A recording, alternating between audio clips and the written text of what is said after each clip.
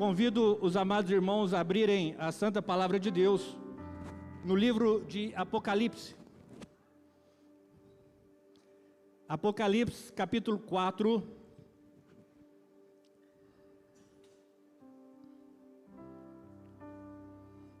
Estaremos lendo a partir do versículo de número 1.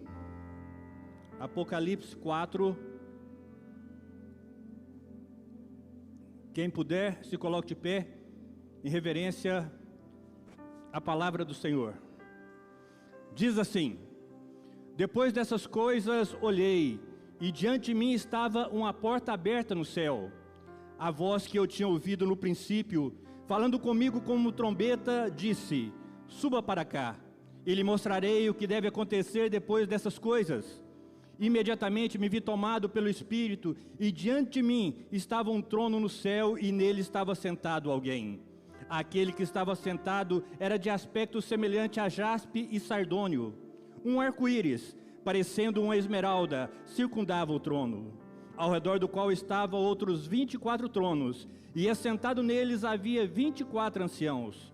Eles estavam vestidos de branco, e tinham na cabeça coroas de ouro. Do trono saíam relâmpagos, vozes e trovões. Diante dele estavam acesas 7 lâmpadas de fogo, que são os 7 Espíritos de Deus. Também diante do trono havia algo parecido com um mar de vidro, claro como cristal. No centro, ao redor do trono, havia 4 seres viventes cobertos de olhos, tanto na frente como atrás. O primeiro ser parecia o leão, o segundo parecia um boi, o terceiro tinha rosto como de homem, o quarto parecia uma águia quando em voo. Cada um deles tinha 6 asas e era cheio de olhos, tanto ao redor como por baixo das asas. De noite e dia repetem sem cessar: Santo, Santo, Santo é o Senhor, o Deus Todo-Poderoso, que era, que é e que há de vir. E todas as vezes que os seres viventes dão glória, honra e graças àquele que está sentado no trono e que vive para todo sempre, os 24 anciões se prostram diante daquele que está sentado no trono e adoram aquele que vive para todo sempre. Eles lançam suas coroas diante do trono, dizem: Tu, Senhor e Deus nosso, és digno de receber a glória, a honra e o poder, porque criaste todas as coisas e por tua vontade elas existem e foram criadas. Curve a sua cabeça. Deus querido, Deus santo, Deus amado, nós te louvamos, ó Deus, pela tua santa palavra, pela presença do teu Santo Espírito nesse lugar, que nessa noite, ó Deus, verdadeiramente o Senhor possa trabalhar em nossos corações, em nossas mentes, ó Deus, que nós possamos entender verdadeiramente que o Senhor é o Deus Todo-Poderoso, que o Senhor está no trono, Senhor, que o Senhor está no controle de todas as coisas, ó Deus, que nós, Senhor, precisamos nos colocar diante de Ti, Senhor, e nos colocar à disposição para a Tua obra, Senhor, e nos convertermos verdadeiramente a Ti, Senhor, obedecermos Teus mandamentos, viver a Tua palavra, Senhor, em nome de Jesus. Que verdadeiramente nessa noite, Senhor, haja salvação, ó Deus, que haja reconciliação, ó Deus, ó Papai, que haja salvação nessa noite, para a honra e glória do Teu santo nome, porque eu já me sinto, ó Deus, grandemente abençoado pela oração que o pastor Kleber fez a meu favor, e eu quero clamar a Ti as Tuas bênçãos sobre a vida dele. Abençoa o deitar, o levantar, Senhor, aonde ele colocar a planta dos pés, que seja abençoado, ó Deus, ó Papai querido, aonde ele estiver, que a Tua graça, que o Teu favor seja com ele, em nome de Jesus. E eu quero clamar a Ti, ó Deus, que o Senhor estenda essa bênção também a todos os meus irmãos aqui presentes, a cada família aqui representada, ó Deus, aqueles que estão nos assistindo pelas redes sociais, que o Senhor possa alcançá-los, que o Senhor possa abençoá-los, ó Deus, que a Tua graça, que o Teu favor, que a Tua misericórdia seja com todos nós, em nome de Jesus. Amém e graças a Deus. Podeis assentar, amados.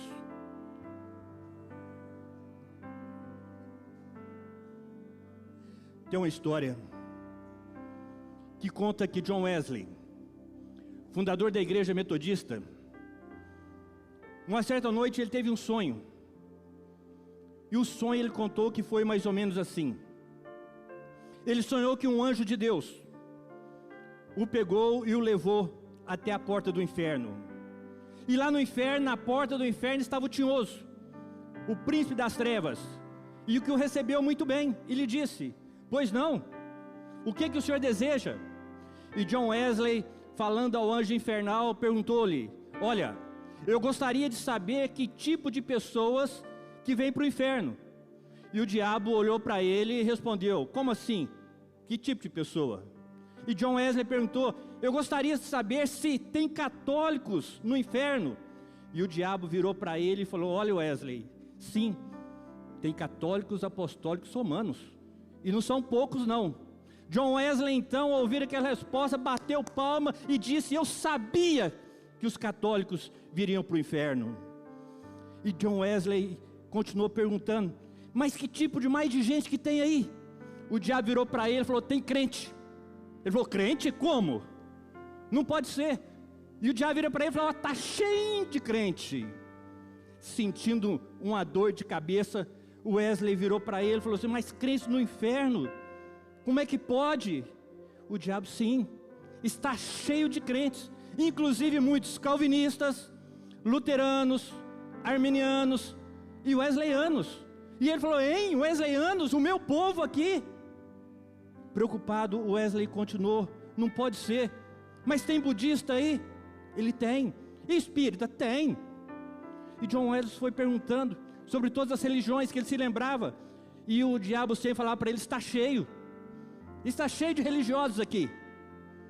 John Wesley já estava a ponto de desmaiar, quando de repente o anjo do Senhor vem voando, pega pelo braço e o leva até a porta do céu. E ali na porta do céu, John também foi recebido por um outro anjo, um anjo de Deus. Então John Wesley chega para ele e pergunta: anjo do Senhor, pelo amor de Deus, responda-me, eu preciso saber que tipo de pessoa que vem para o céu. E o anjo respondeu para ele: não entendi a sua pergunta. E ele virou para o anjo e falou assim: aqui no céu tem católicos romanos? E o anjo virou para ele: nunca entrou nenhum.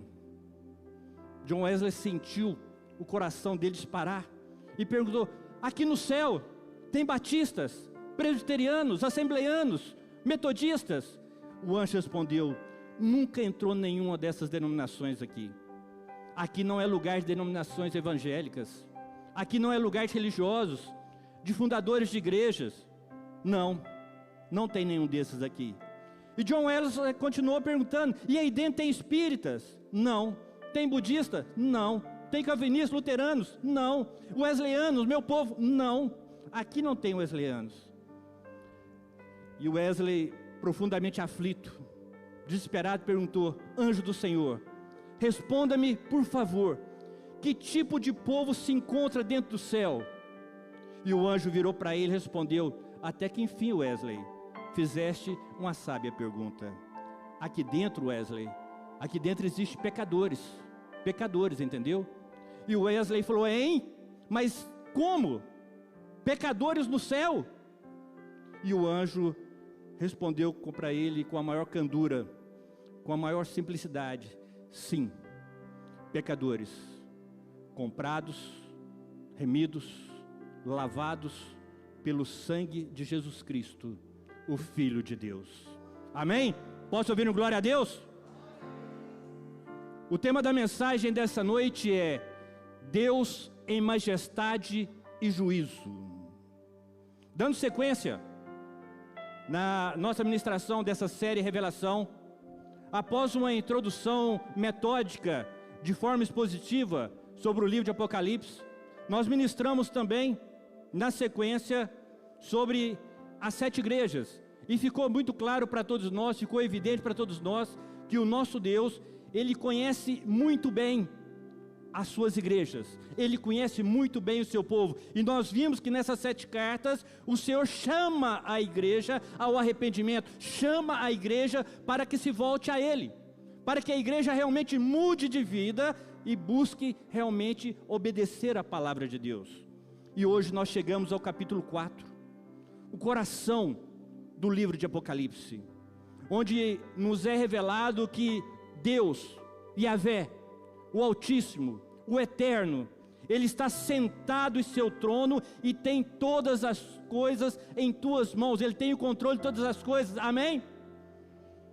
E quando nós conseguimos vislumbrar esse fato, quando nós conseguimos imaginar um trono de Deus, Deus sentado nesse trono, governando todo o universo. Nós deveríamos verdadeiramente dar glórias a Deus. Nós deveríamos verdadeiramente adorar o nosso Deus com toda a força do nosso entendimento e com todo o nosso fervor, amém? Nós precisamos aprender a glorificar a Deus, a louvar a Deus, aleluia! Posso ouvir um glória a Deus? Posso ouvir um aleluia? Deus está no trono, Deus está no controle de todas as coisas, aleluia! Nós precisamos, muitas vezes as pessoas têm medo de achar que se começar a dar glória a Deus, começar a dizer aleluia, ela está partindo para o emocionalismo. Não, isso não é emocionalismo, isso é simplesmente deixar o seu coração falar aquilo para Deus que você está sentindo, é glorificar a Deus. Amados, a verdadeira adoração espiritual é talvez uma das maiores necessidades da vida do ser humano. Talvez é a maior necessidade da igreja nos dias de hoje, verdadeiramente adorar a Deus. E quando nós falamos adoração, quando nós falamos adorar, significa atribuir valor, é usar tudo que somos, tudo que o temos, para louvar a Deus, para glorificar a Deus, para exaltar o nome de Deus. Uma vez que se nós entendermos que o céu é um lugar de adoração, e que um dia nós estaremos ali com Ele, adorando a Ele por toda a eternidade, assim como foi dito aqui, eu acho que nós deveríamos aproveitar esse tempo que nós temos aqui, para começar a treinar a glorificar a Deus, a exaltar o nome dEle, amém? Sim, em Apocalipse 1,19, nós temos um esboço inspirado por Deus, para esse livro. Então quando nós chegamos no capítulo 4, nós vemos que dá início à terceira sessão introdutória, e começa falando assim, as coisas que hão de acontecer depois dessas. E isso, o Senhor vem preparando o leitor, para a sessão principal deste livro, que nós sabemos que começa com os selos, passa pelas trombetas e vai chegar nas taças. E na verdade foi isso que o Senhor Jesus, Yeshua, Ele disse para João. Ao que parece, amados irmãos, essa experiência de João, ela ilustra para nós o que acontecerá com o povo de Deus, com a igreja do Senhor, quando essa era da igreja terminar. Que a palavra diz que o céu se abrirá, haverá uma voz e um som como de uma trombeta, e os santos serão arrebatados ao céu. Glória a Deus! Você será arrebatado. No final dos tempos, a palavra diz que nós seremos arrebatados. Primeiro os mortos precederão, e depois nós que estamos vivos. Olha que coisa maravilhosa! Imagine você subindo para o céu, você indo para o encontro ao noivo, você indo de encontro a Yeshua, indo de encontro a Jesus, que coisa maravilhosa! E então, deverá dar início o julgamento de Deus sobre a terra. Vejam como o Altíssimo, como Ele é maravilhoso. Antes dele derramar a sua ira sobre a terra, Ele permite um vislumbre da sua glória. Ele permite que sejam ouvidas as criaturas que o adoram no céu e o que louvam dia e noite. O objetivo, amados irmãos, o cerne de Apocalipse 4, é verdadeiramente enfatizar para nós, enfatizar para a igreja, que Deus está no trono, e portanto Ele tem o comando e a autoridade sobre tudo no universo, amém? Olha que coisa maravilhosa, o Criador dos céus e da terra, o seu Deus, o seu Pai, Ele está entronizado, Ele está sentado num trono, e Ele está no controle de tudo que acontece no universo, e nada, repita comigo, nada sai do seu controle, nada sai da sua mão, nada acontece sem que tenha a permissão dEle. E isso para nós deveria ser um motivo de uma grande alegria, de uma grande satisfação, Porque a palavra também diz lá em Mateus que nós, sendo maus, sabemos dar boas coisas para os nossos filhos, quanto mais o vosso Pai que está nos céus. E se nós sabemos que o nosso Pai, que Deus, Ele está no trono, está sentado, está atento, está cuidando de todas as coisas, isso deveria trazer uma paz, um conforto para nós.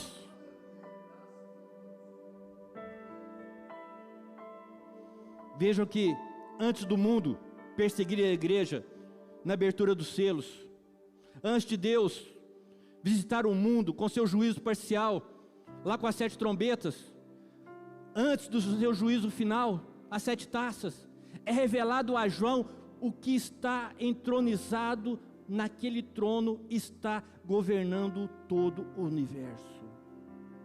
É como se Deus falasse: olha, leiam,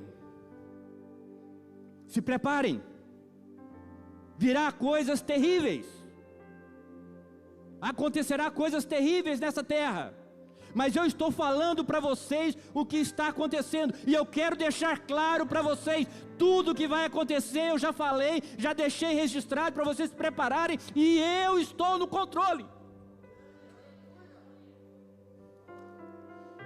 Não importa, amados irmãos, quão temíveis ou incontroláveis as forças do mal pareçam ser, elas não podem frustrar os desígnios de Deus, elas não podem vencer, elas não podem mudar a palavra de Deus.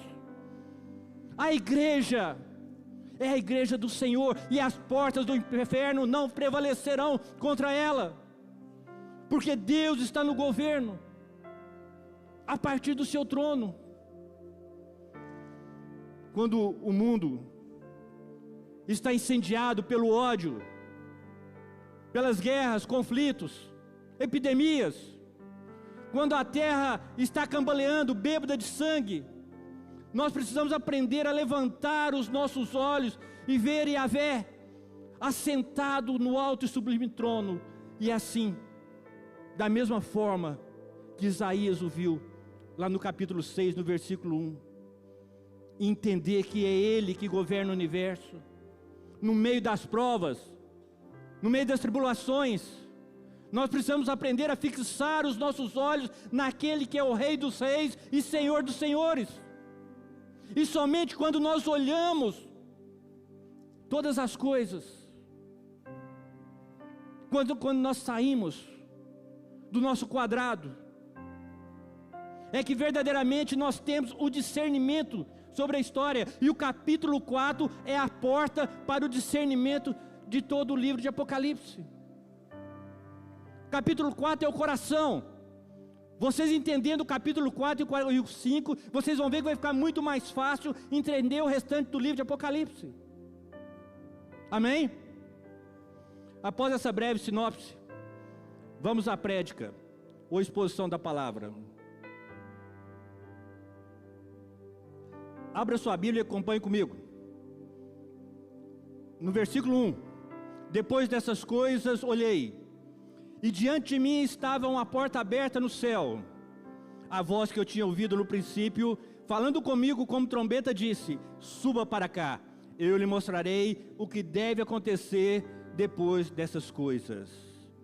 Vejam, depois dessas coisas, inicia e termina a frase. E essa frase, ela é reiterada no final deste versículo, meramente como um artifício literário, para que nós nos localizemos, nos posicionemos no livro. Após ter recebido as 7 cartas, as 7 igrejas, por meio de ditado, que ocupa o capítulo 2 e 3 deste livro, então o apóstolo João, ele recebeu essa visão celestial. Então nós precisamos entender que agora a atenção de João, que estava focado aqui na terra, focado nas igrejas, o Senhor vira para ele, tira ele dessa visão aqui e leva ele para uma visão no céu. O foco já não está mais na terra, o foco agora é o céu. Nós não podemos conhecer nada do futuro. O que vai acontecer daqui 1 hora, 5 horas, amanhã, depois, a não ser que Deus revele para nós. Nós não podemos saber o que vai acontecer daqui 1 ano, a não ser que Deus revele para nós, mas nós precisamos entender também que tudo que tinha que ser revelado já foi, amém? Deus já selou o seu livro, o livro está selado, todas as revelações que tinham que ser feitas, já foi. Ainda em 4:1, João nos diz: olhei, e diante de mim estava uma porta aberta no céu. E essa porta, ela nos leva à primeira cena celestial. Gostaria que vocês imaginassem comigo. João, lá na ilha de Patmos, de repente ele ouve essa voz do Senhor, convocando ele, chamando ele para subir ao céu. E de repente ele olha e diante dele uma porta aberta. E nós vemos que o apóstolo João, ele se refreia em fazer descrições usualmente prolongadas e detalhadas do mundo superior, do que ele viu no céu, tão comuns no livro. E ele passa nesse capítulo 4 nos fornecer apenas pontos essenciais.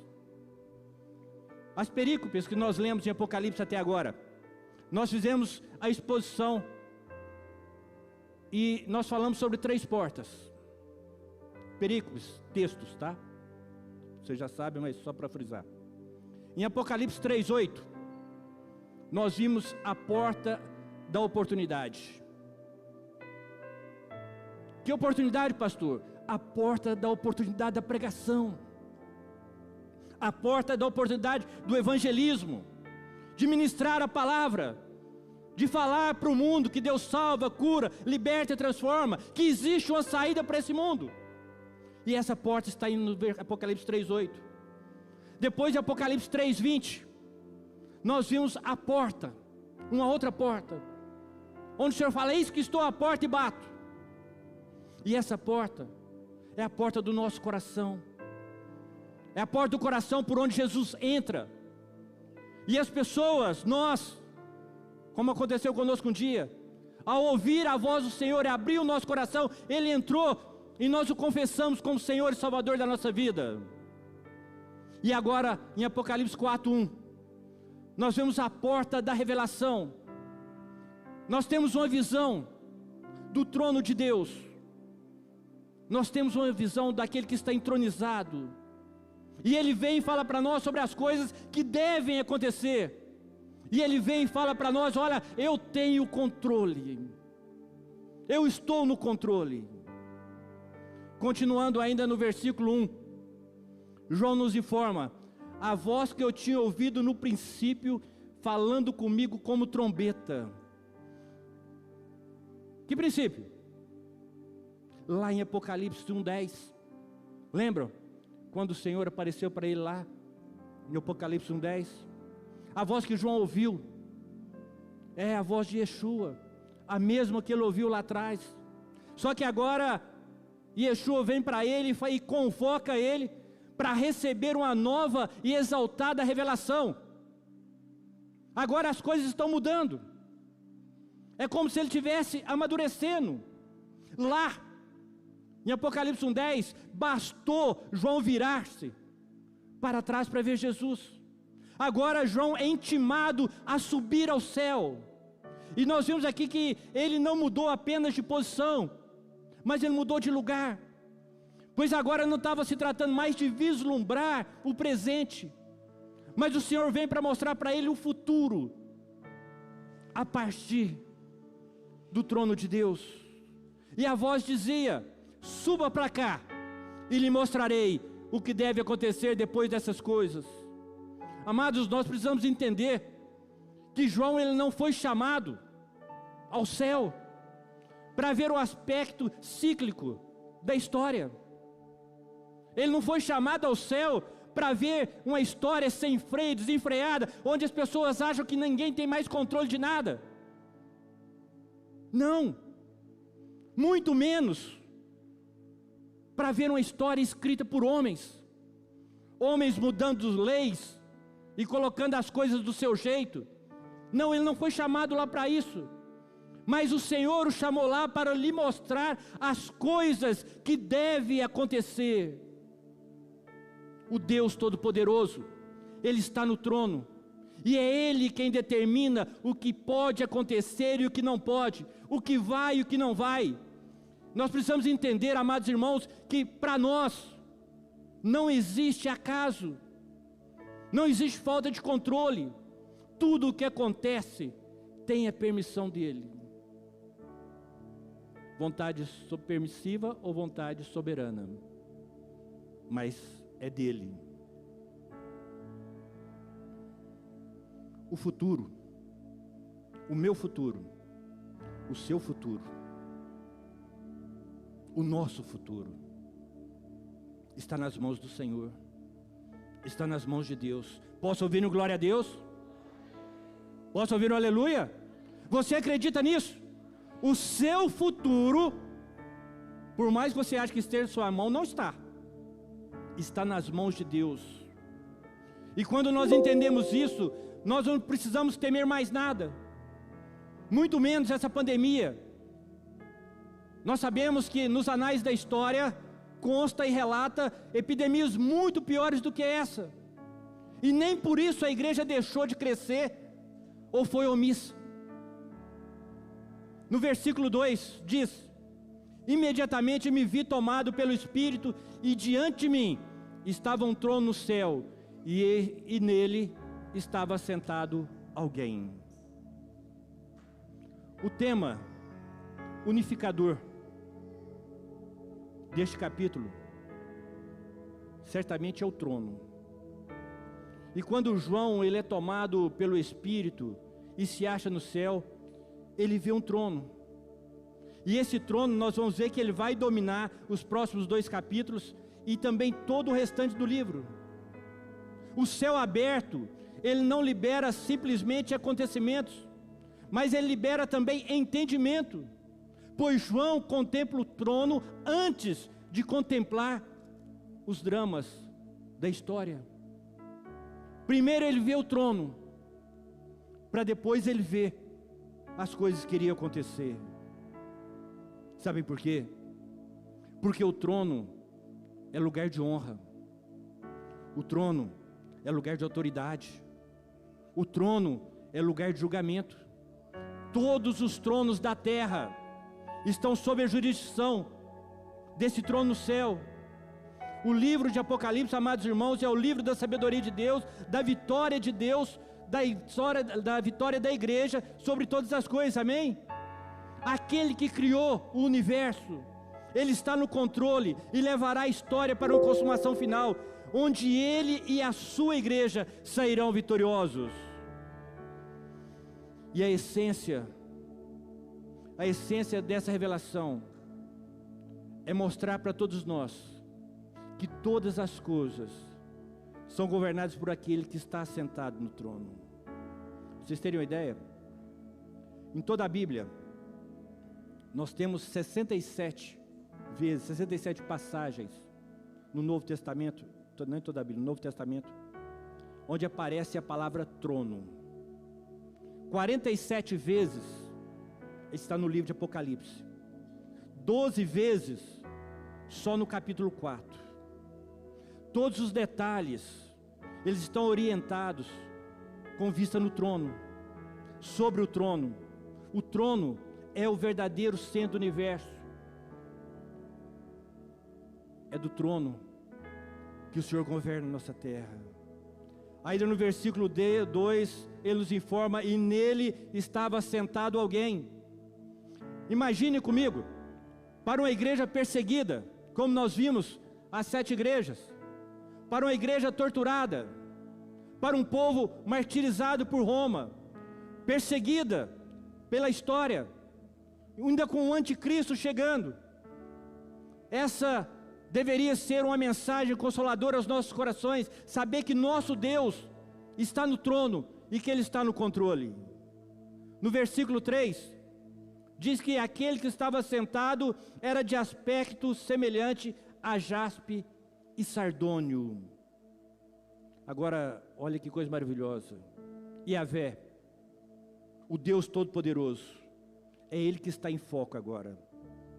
E a palavra diz que Ele está sentado, ou seja, Ele assumiu uma posição de autoridade, como um rei, o qual se assenta num trono, enquanto os seus ministros o circundam. João descreve, não faz a descrição do próprio Yahvé, mas do seu fulgor, do seu esplendor, porque o nosso Deus, Ele não tem como ser descrevido. Nós vimos que não há descrição sobre o trono e nem sobre o nosso Deus, sobre quem estava sentado nele. O que João viu, quando ele olhou para o trono e viu que alguém é sentado, pode ser descrito para nós, como se nós olhássemos através de um caleidoscópio, em termos de brilho de pedras preciosas. Caleidoscópio é um equipamento que é cheio de pedrinhas preciosas, que quando você olha, você consegue só ver o brilho das pedras. Então foi dessa forma que João viu. E João descreve o Deus Altíssimo como ser absolutamente misterioso, único, singular. João diz que ele é semelhante à pedra de jaspe, a pedra branca de jaspe, a mais cristalina, a mais pura, a que não tem nenhuma poluição, e a do sardônio, que é um vermelho vivo, é um vermelho translúcido.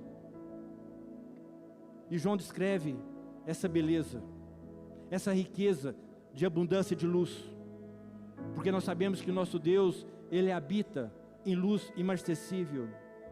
A pedra de jaspe branca, ela vem mostrar para nós a santidade de Deus. Ela vem nos mostrar que Ele é santo, Ele é puro. Enquanto que a pedra de sardônio, o vermelho, significa juízo. Muitas vezes as pessoas gostam muito de falar que Deus é amor. Sim, Deus é amor, Deus é santidade, mas Deus é justo, Deus é juízo. Tem pessoas que chegam a falar assim: pastor, deixa eu falar para o senhor, Deus odeia o pecado, mas Ele ama o pecador. Eu falo: você está errado. Deus odeia o pecador. Você quer ver? Vai lá no Salmo 5, verso 5. Deus odeia o pecador também, porque Deus não se compraz com o pecado. Ele é santo, Ele é puro. Como que Ele pode amar o pecador? A vontade dEle é que todos se salvem.